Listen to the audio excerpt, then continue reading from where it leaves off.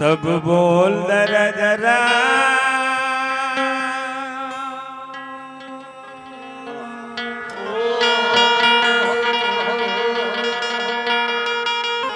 हाय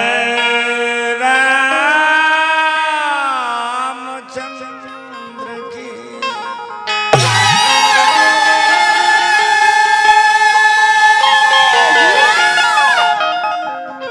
अच्छा धीरे धीरे धीरे डीजे बजा हमने के सुमिरन वंदना में चली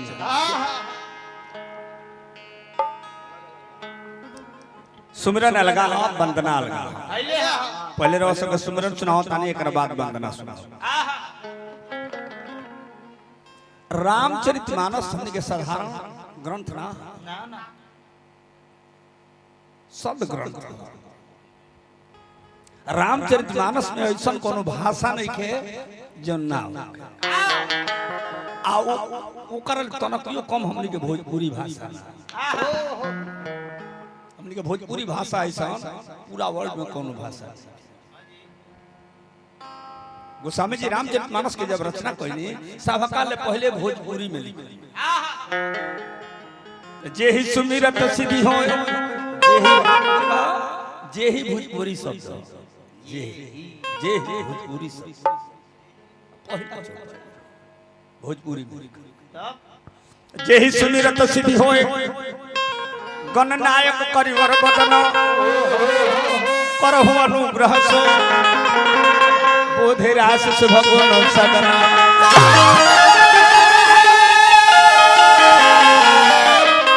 सुमिर पवन सुत पावन नाम अपने बस करी राखे राम बुद्धिहीन तन जान के सुमरो पवन कुमार बल बध विद्या देहु मोहे हर हो कर गोस्वामी बताओ तनी जी या तने देवता के सुमिरन तो वंदना देवी देवता संत महात्मा का संग संग मनु बाबा लौन ठोक सुमिरन लौट ना तो पहले सुमिरन सुनिए अब वो परिवार से सुमिरन सुनाई जाओ ना परिवार में विश्व के सबसे बड़ा आश्चर्य हुआ अब विचार करें ये पूरा विश्व के सबसे बड़ा आश्चर्य जो ना परिवार में वही परिवार से सुमिरन सुनावल जाता वो आश्चर्य का एक ही परिवार में विश्व के 4 गो राजा विद्यमान बाड़े एक बाद वो घर के मलिकार उघारे फेड़ा कर बैठे कितना बड़ा आश्चर्य एबार जरा घर में 4 गो सरकारी नौकरी हो जाता बुझाते जो गोइए उठा के दूसरा गांव में धोए पूछला मास्टर साहब के का बात हो तो 4 गो सरकारी नौकरी है भाई घर में नोट के था भाई अब विश्व के 4 गो राजा एक घर में विद्यमान बाड़े एक बाद वो मलिकार फेरा पर ओही परिवार के बाबूजी से ना बबुआ जी से कहल जाओ उहे परिवार महान होला जाओ ना परिवार में बाप के निमन कामों कर बेटा करे बाबूजी दरोगा का नौकरी से रिटायरमेंट भइले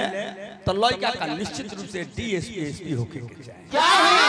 सब परिवार के प्रमोशन होवे अभी ने जे बाबूजी दरोगा का नौकरी से रिटायर भइल बड़े लड़का सफाई कर्मी के फार्म भर के मारा मारी कर प्रमोशन ना डिमोशन हो अब देखिए कहीं कहीं डिमोशन में प्रमोशन बा प्रमोशन का माने ही नहीं कहीं कहीं डिमोशन में प्रमोशन बा ऐसे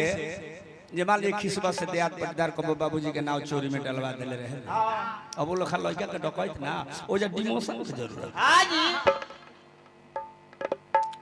सुने बबुआ जी से कहल जय गणेश गणनाथ गजानन गणपति गिरिजानंदन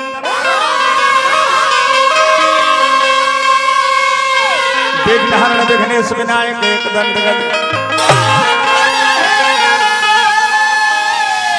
तब रक्ष रक्ष हे गणाध्यक्ष हे भालचंद्र दुख भंजन रक्त वरण गज करण चरण में बार बार गा बजा के कहो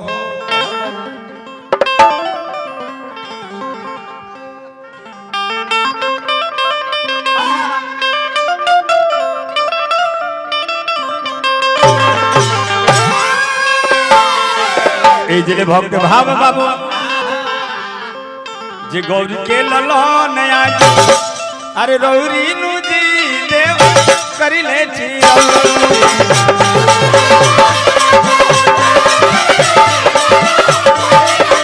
गौरी के ललो नया रौरी नु जी देव करी ले छी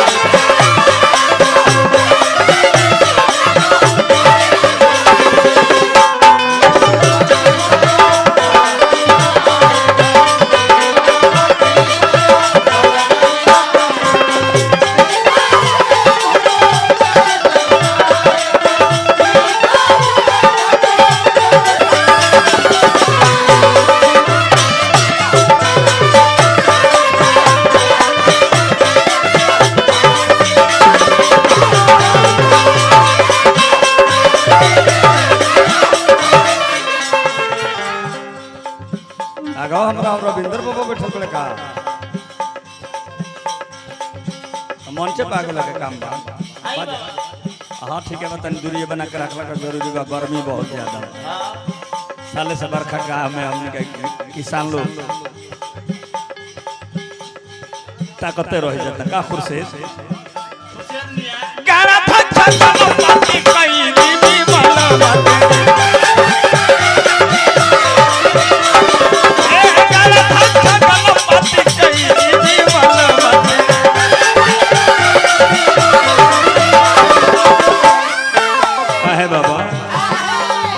घेरले बिया सहज घेरले बिया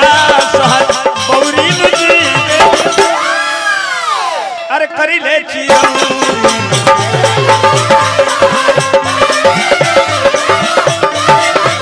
घेरले बिया सहज बौरी जी करी ले चिया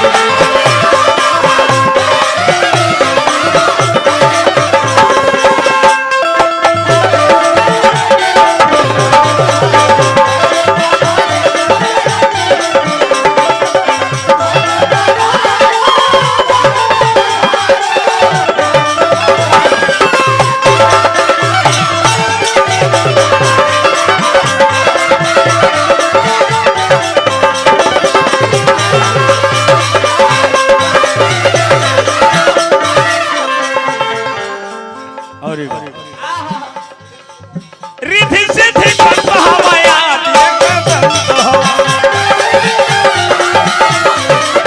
रिधि सिद्धि हमाया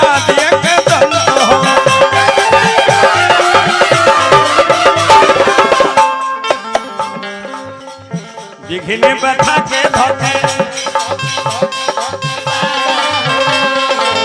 दिखने बैठा के धोखे खौरी जी अरे करी ले चिया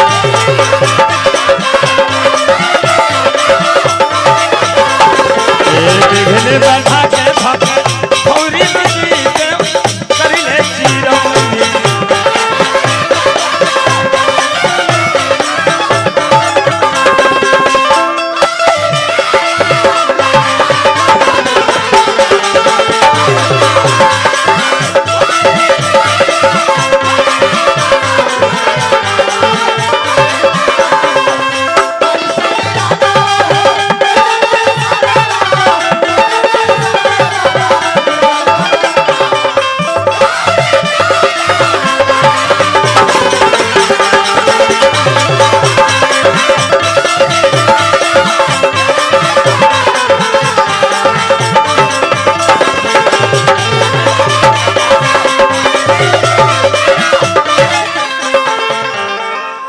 अंतिम में भक्त जी मालिक मोदक के भोग लागे सबसे पूजा लो आगे मोदक के भोग लागे सबसे पूजा लो आगे ये मालिक गायत्री शिकारी भेरिया गायत्री शिकारी भेरिया दौरी जी देव अरे करी ले चिरौ